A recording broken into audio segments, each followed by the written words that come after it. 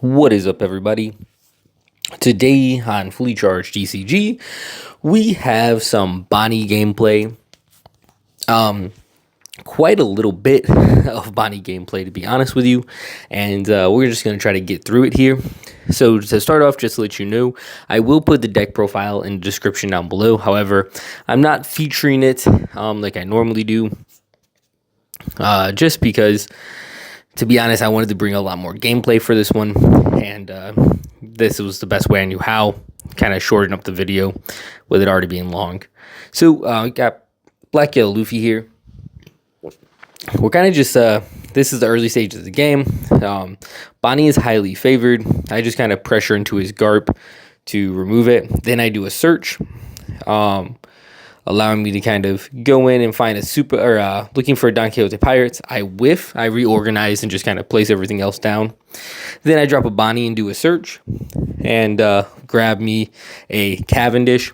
So something I see a lot of people do is they'll like drop a searcher, and then they'll search with it on turn one if they're like going second, and then the opponent can just kill it the following turn because you don't have any active Dawn for your leader ability. I wanted to establish two searchers, and then I was able to rest his other character. That way he couldn't kill both of them, and I'd be able to hold on to one searcher. Drop the Cavendish here, Cavendish is Cavendish things. Then I play a Rosinante, swing into his baby, because I'm just kind of stalling him. He's taking his own life anyways, and it's going to put me in a position to win. I kind of know how this matchup goes because I main Black Yellow Luffy, and it's a very hard matchup to overcome. Even I sometimes still struggle into it, although I have gotten to the point where it is winnable for me. He goes up and, swings 11 at my leader with Buff Luffy. I just go, okay, I'll block and rest your leader. That's no problem. So, kind of sitting here trying to decide what to do. He did get rid of my Cavendish, I believe, with a finger pistol. So I'm like, okay, I'll poke 5 at the leader because 9 times out of 10, he'll probably take. And then if he does, then I can drop down a Hody. But he does defend out, probably because he knew it was coming. And then I just establish a blocker. And I think at this point, he's starting to see the writing on the wall. I still have plenty of life. He's at 0, and he's not at 10 Dawn. And, yeah, he's in a really bad place. In my opinion, he played this matchup very, very poorly. Not trying to hate on the guy, but, yeah. I think he played it pretty poorly. In my opinion, the Black Yellow Luffy player, you either have to be incredibly aggressive, like go straight to 0 and just be incredibly aggressive, or if you don't have that ability, you actually need to kind of try to stabilize out, capitalize on the fact that they're not swinging at you, and start establishing a kind of a wide board. It's just a really difficult matchup, unless you're running anything cost Kuzan, then it gets a little bit easier. Anyways, we'll move on past that. He plays a Sabo. I'm like, cool. This doesn't change anything for me. I'm just going to Hody and rest a Sabo and get to draw a card. And then from here, I have a 7. He's a 7k leader is all he is. He wasn't able to get to 9, which means that I can swing 7 with the blocker, 7 with my leader, and then 9 with Hody, I believe it is. Or if I want to save my leader effect, I can just swing 7, 7, 8. And I decided to go that route because the leader effect is really good. One thing I would mention, if you're going to play Bonney, you kind of always want to use your leader effect. So you want to kind of play off curve because you never want to be in a position where you can't use your leader effect. So, yeah, he's at 10 Dawn now. He's got a blocker, but I have a second Hody in hand. Obviously, he doesn't know that, but he's only got 4 cards in hand. He just gives up the GGs. Yeah, that matchup's so rough for them. Now we have a green-yellow Yamato match. So here, I'm going first. I'm just going to play out the baby 5 and pass. Then he's going to establish the Skypea Searcher, which is fine with me. Going first, I feel like is always an advantage into Yamato because you want to get a blocker down before they can pressure you with a big double attack. And that's what I was able to do with the baby 5 searcher. So I go ahead and play the blocker. Even though I'm losing leader effect, he doesn't have anything else on board really for that to matter. So early game, I'd rather establish the blocker. I did miss sequence here, and he got the trigger, which was able to just, clear the blocker. However, he, in my opinion, I remember this play, he makes the mistake of just swinging 5, which in my opinion was incredibly dumb. Should have swung in while he had the chance with 9 and just made sure to pressure down to life. Worry about establishing the ohm dog play the next turn, in my opinion. So it gives me an opportunity to do another search. Like if he was just going to swing 5, I would have just swung at the baby 5 and removed that. That way I know that was gone. He got me another search, which gets me another blocker, which puts me in a really good position because now I can establish the blocker and I have 1 up for leader effect. So yeah, should have removed the baby 5 while he had the chance. Now he's going to go 6, but it doesn't even matter. I'm going to just 2K out of this. I could have blocked, but I'm like, okay, I'll just 2K and rest his ohm. Then he's gonna finally go after the baby 5. Smart. No point in letting that trigger. I'll just let that go. Then he swings 5, and in this situation, I give up the 1K just because I want to hold on to as much life as I can. He plays the ace even though it can't swing, which I think is kind of fine. On the other hand, he could have swung bigger and then played the ace when he actually had the ability live. So I just kind of swing and then play the Rouge because that's going to let me have my leader effect on for as long as it can stay alive. He does a big 7K swing. That's fine with me because I can rest his ace. The thing about Bonney is it's so hard to rush Bonney down because Bonney removes so many of your character's attacks, plus has so many blockers. Green is just so good for that. Then he's going to go in. He's going to swing 5 with the dog. Right here, I'm just kind of debating. I kind of want to keep my life up because I have a Hody, and Hody requires me to take a life. So if I'm going to spend that life on Hody, I'd rather do that than take a life. So I'm like really thinking out this play. Honestly, it took a little too long to think out this play. Felt a little bad. I was like, okay, I tried to play at a good speed.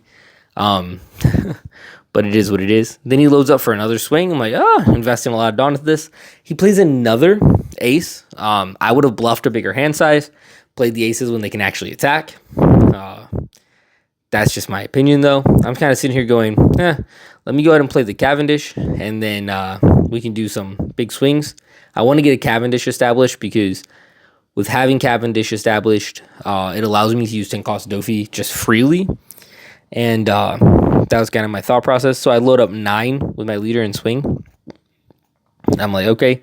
He combos out of it, so crazy, but I was like, that's kind of fine. I go ahead and put 2 on a Rouge and swing 7 into the ace again. And he actually combos his last card. This felt really bad in my opinion because you have 5 attacks. One of them is a double, but I have a blocker and I get to rest one of your characters. So you lose an ace and I'm going to block out of your leader swing. So now even if you drop the Hody, it's not going to do a whole lot in my opinion. So yeah, then he goes ahead and just swings 5 with the dog into my Rouge. And I counter out of it. Kind of, I don't know if that was correct. My thought was, any swing not going to my leader is kind of fine, but I probably should just let it go, to be honest. Now I'm sitting at 10, and I'm like, yeah, this is an easy decision. Lock down the entire board. I have a Cavendish swing to give me back 2, and where am I going to direct this swing? Yep, right at the dog, because I don't want to give him any cards in his hand.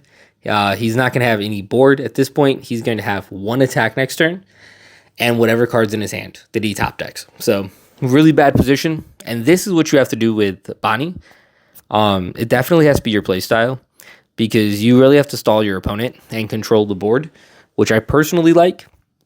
Bonney would be my pick if Black Yellow Luffy didn't exist, but Black Yellow Luffy is just so much fun to play. I top decked the Zoro. I'm like, okay, now I'm like in an interesting position, but honestly, this just feels like a Hody kind of turn. Because Hody is going to allow me to be able to clear. I'm basically going to be able to clear his entire board because he has no cards in hand. I think that was the other mistake. I don't know why he keeps playing the cards out of his hand. because it's such an easy clear target in this deck. This deck has so much to just like clear, and Hodie's a thing, kind of a broken card. Enough on that. But I do think that if you're getting ready for any big event coming up, your kind of top choices right now is Black Yellow Luffy, Anel, Reiju, Bonney, and Rob Lucci. And I think Bonnie's actually in a really good position. So I shouldn't be saying that because I'm a Black Yellow Luffy main, but I think Bonney is a really good choice to take to Store Treasure Cups, or even to like the Last Chance Qualifier in Bandai Fest, or even Nationals. I think the downside to Bonney, if I'm entirely honest, is that sometimes Gecko can kind of box you out. So like Lucci has the ability to spam board in a crazy way, and that the Moria can just be kind of tough. But I think Bonney is definitely a good choice. I'm not saying that like Bonney can't beat Lucci. I'm just saying that I think that Gecko is a really broken card. From here, I'm just like, okay, I swing with leader, swing with basically swing with the Hodie, and then just I get to swing with the 10 cost next. And he's like, oh, Hayden got it, but he does want to do the rematch. And I was like, sure, that was a fun game. Let's go ahead and run it back. So I'm like, okay, cool. He got to go first this time, which automatically is advantage for yellow green Yamato. But I start off immediately with a blocker. This is just to make sure he can't do the whole swing for 8. So I give him a 2K. He plays dog and passes. So kind of in a good position. I'm like, okay, I'll swing 6. And then I can establish another blocker and still have one up for leader effect. I kind of feel like you shouldn't play the dog on that turn. Force out the block, because you know it's going to get rested on the following turn. So rather than giving them a target to rest and then kill, and then play something else and then they rest and kill, wait till you have the Ohm. So like if he had waited this turn, you could have just played both out and they would have been a little bit more protected. Now one of the dogs are going to go away, and then when he swings next turn, I'm going to build the rest one. It just kind of feels like a waste. And then he dumps in to defend it. So he's going super turbo aggressive, which I commend him on. The only problem I see with that strategy is that I have 2 blockers up. So unless you had Hodie on curve, which he didn't, or he just chose not to play it, I just feel like that was a bad strategy. If he had Hodie, he could have rested both my blockers, swung, with the Hodie and the leader, and then, would have been good, which the leader would have been rested off my effect if he swung with Hodie first. But still, it would have at least gotten the attacks pushed through rather than being easy blocks. He does the event, which I'm not really sure what that event is, to be honest with you. But gains 1,000 and then swings. Then he swings for another 5, and I just go ahead and eat that one. Then he drops another Ohm and searches for the dog. Can't find it. So I'm like, okay, pretty good. But let me go ahead and Hodie, you're on 2 cards now. You're at 3 life, which means that you can't ace me right now. So now let's just go for board clear. And we'll make kind of quick work of this. Now you're going to see in a minute, I'm going to show you guys something else, which I felt was like insane. So I go ahead and swing, clear board. At this point, he gives up. So the thing I want to show you is he wants to do another rematch, but I was like, okay, I'm going to rematch you, but I don't want to do it on recording because I was like, we already played 2 games. So I stopped recording, but then I got to this position. This is the last 2 minutes of the game. I double kid him and have double Rosadante down. And I just wanted to show this because this is where Bonney just gets disgusting. Look at this, 2 8-cost kids down. And I just can rest something because I still have leader effect up. I have a Cavendish on board, and I have 2 Rosadante blockers. I let the first attack go through by KO. I block out the first attack. Then he swings for 9. This is another one where I was like contemplating. I'm like, okay, I can go ahead and actually just let this kid go if I want, or I can block again because he doesn't have too many more swings. So he has to decide how he wants to go about attacking here. So he loads up and just swings for 10. And I'm like, okay, you get to clear it. Fair enough. and he clears one kid. But the fact that I established 2 and was able to stall the game out so long just made it too good. And then now here I get to play another blocker, and then I'm like, okay, I can swing for pretty high numbers here. So let's go ahead and swing for 7 and restand 2. I load up and swing 8, and I get to restand 2, and then I get to swing 8 again, and then 9, which is absolutely crazy in my opinion. So I wanted to show this game 3 off, at least the ending of it, just because I thought the board state I was able to establish really shows where Bonney can be obnoxiously tanky and just win you the game. I still had 1, 2, 3 life, I believe. Gave him the GGs, and that was the end of that. But now this game was the crazy one. This was Bonney versus Bonney. So a couple things you want to remember in this matchup. First of all, Hody dominates this matchup. Do not forget, please, whatever you do, do not forget that Hody Jones can rest Dawn. So if their leader has their 1 Dawn left up, you can drop Hody, you can rest their Dawn, and their leader cannot trigger their leader effect. It is extremely powerful. So just whatever you do not forget Hody rest Dawn in this matchup. It is extremely critical. So here I am just doing a search. He did a baby 5 search. I'm going to swing into his baby 5. Want to clear it, want to keep his searching to a minimum.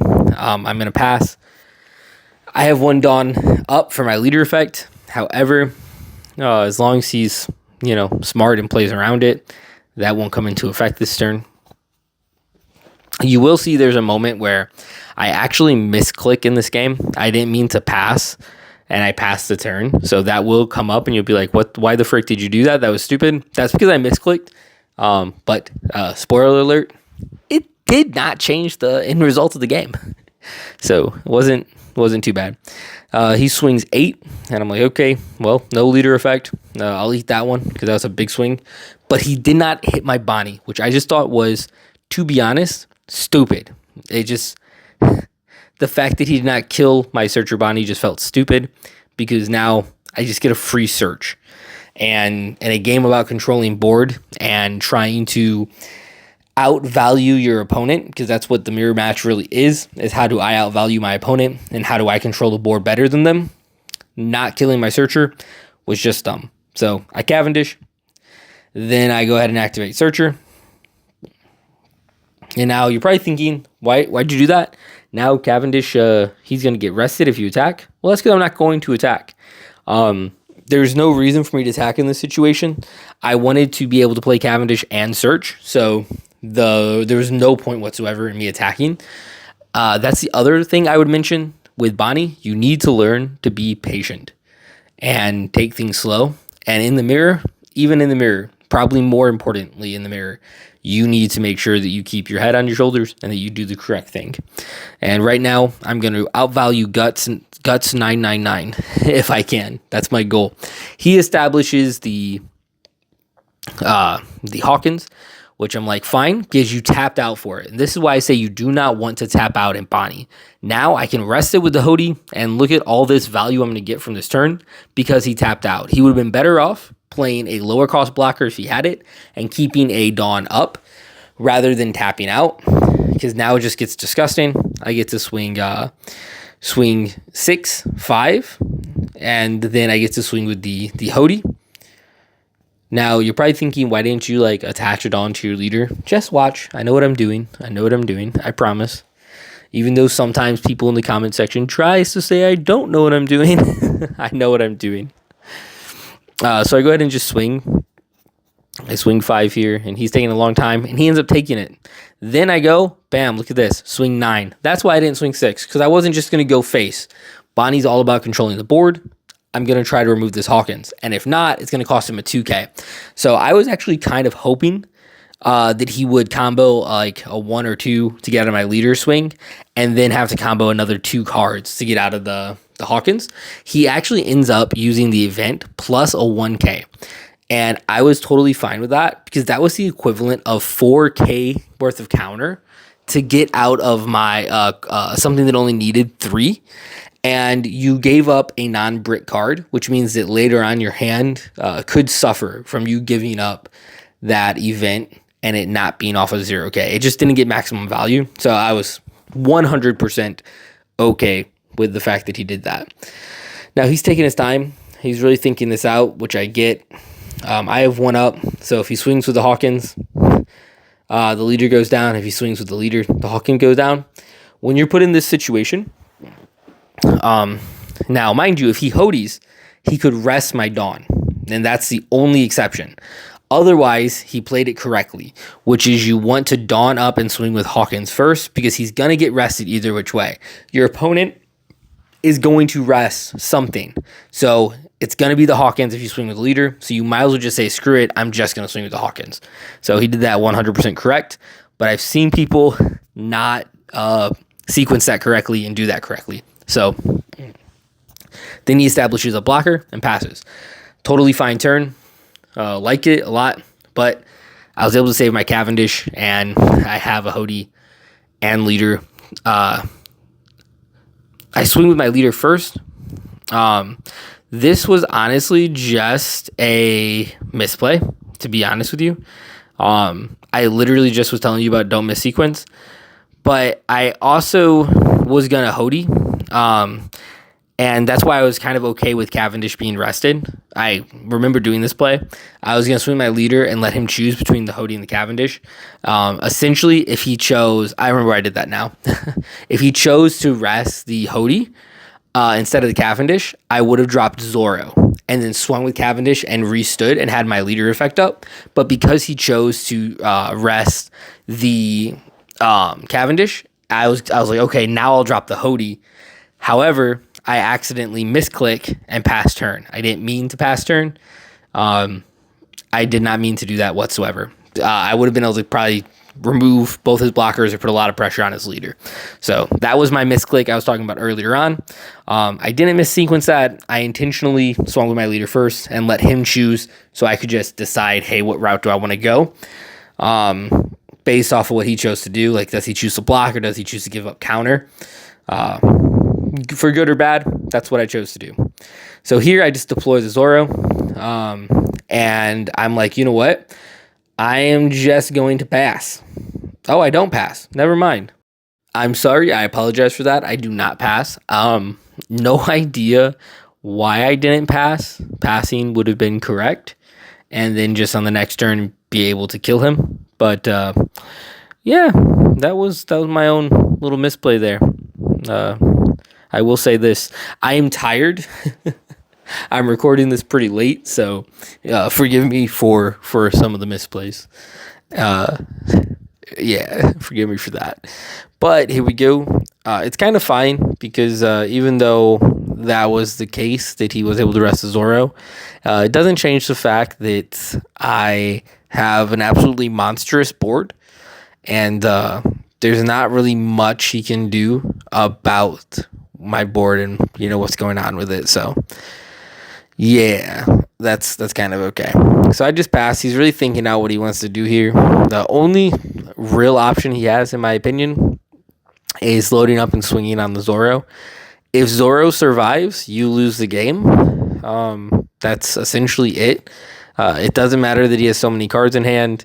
I mean, if Zoro survives, you just kind of lose because next turn I'll be able to swing a whole bunch with Zoro. And essentially what I can do is swing with Zoro, not restand him off the when attacking, so you can't just rest him again, and then restand him off his activate main. So there's it's shenanigans. And on top of that, you have to worry about another Hodie coming down, and then Zoro being able to still swing 3 times for 9, and Hodie resting both your blockers. You only having one blocker up.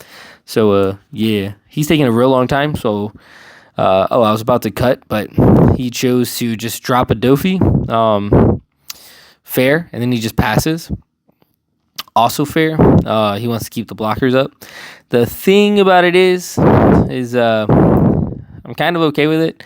I was able to go in and search because I just have so many attackers on board, like good attackers, and he's tapped out, no leader effect. So I'm kind of contemplating, like, what do I want to do here? I'm pretty sure I could have just restored the Zoro off his ability. I didn't really think about it until now, but I could have restored a Zoro off his ability and just kind of canceled out his Dofi play, because I believe you can still restand off the ability when Dofi comes down. But I decided to go 9. He goes ahead and, does that, blocks out. And so then I go 9 again so that he can decide, hey, do I want to block again, or what do I want to do? And he's kind of contemplating out, his moves. Totally fair. This one was a long one, and I doubt that anybody has made it to this point in the video. If you have, just drop in the comment section below, I made it. And then also consider subscribing, because you're a real one. Then I go ahead and swing 7 with my leader, because, we're going to swing out. And then I'm going to be able to play another card. Now, he could Dofi again, but even with Dofiing again, I don't feel like I'm in too bad of a spot. So I dropped that, and I locked the the leader down. I dropped the Bonney to keep the Dawn locked down so he can't Dofi me again. So that's why I saved 5 Dawn. I did kind of misplay, and I should have left 1 Dawn up to be able to rest something, but I wanted to be able to put a lot of pressure, and if I hadn't swung for 7 with my leader, he could have just free blocked, and I was really trying to put a lot of pressure on him, because I have a big hand, I have 2 life, and he doesn't have a Zoro down, so chances of him winning are still kind of slim, but in reality, he could have potentially went for game here, and if he had done correctly, he could have potentially got it, depending on what my life would have been, what I would have got out of life.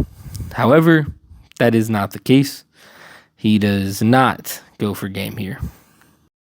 Okay, so I went ahead and jumped ahead to when he made a decision, because he took a really long time.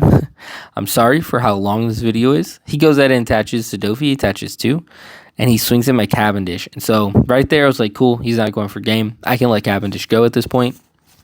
The only card I need to survive, really, is Zoro, and the rest is fine.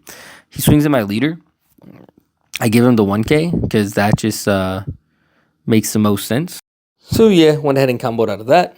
And then he's contemplating what to do here. And I'm like, I respect it. And he's got those 2. He goes ahead and drops his Bonney to keep the Zoro down. Fair play. However, I'm pretty sure I could have restored Zoro off his own effect. So yeah, that is what it is. And then he's just taking his sweet time, making decisions, even though there's really no other decisions to make. If you swing with both your blockers, you just kind of lose, so you can't do that. I was like, okay, cool. I can go ahead and do an 8k swing at the leader, see what he wants to do here. And he decides to... I can't remember if he takes here or if he blocks out, but his hand is down to 5 cards. So I'm kind of assessing the situation. He can rest one thing. He has 2 blockers, but he only has 5 cards in hand. So I'm not going to just swing 5. See what he wants to do. He goes ahead and blocks out. Or sorry, I swung 6. I forgot the Bonnie's was 6. He just goes ahead and blocks out for free. Totally makes sense. I'm going to swing again, because basically what I'm trying to do at this point is get him to block with his characters so I can just keep everything rested off of a Doflamingo. And I think he caught that after the second swing, that I was actually baiting him. But it was too late. I now had 3 solid targets. So pay attention to that and don't get baited into getting Dofied like that. He gave me targets. He should have just, if he had the 1Ks, gave up the 1Ks and had 2 blockers. Now he has to really think about what he wants to do this turn, because if he passes without playing a Dofi, I have so many swingers, and I think that I've just been able to outvalue him. Going back to my original point at the beginning is about you want to outvalue your opponent, and that's what it's all about. So he goes ahead and swings 8. He only has 1 other attack besides a Hody. I take it because Honestly, I'm not too worried about the Hody. If he swings, I can get out of, I can get out of an right now. I can get out of an 8K swing easy. But I go ahead and take it because I want him to just Hody, and I can just end the game. So that was why I just kept taking, just because I knew, okay, I have the 2Ks. I'm gonna get out of it easy, but I want him to Hody so that this game can just come to an end. And then here, I'm just like, you know what? I'll give you the decency of dying to 3 sword style. So I go ahead and swing with Zoro, and don't even trigger his effect because there's no way for him to get out of it.